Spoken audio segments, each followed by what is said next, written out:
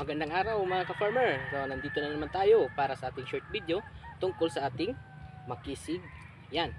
So ang makisig ay sa company pala na S2 Seed. Tapos hindi pa natin ipagpatuloy, magpakilala muna ako.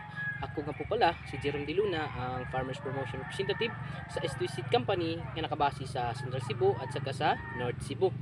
So ngayon, pag-uusapan natin si makisig. At baka gusto nyo magtanim at makita nyo kung ano talaga ang kanyang kagandahan, so subukan nyo para kayo na mismo ang makakita at baka naman magustuhan nyo. So ito na ang itatanim ng mga farmer, no?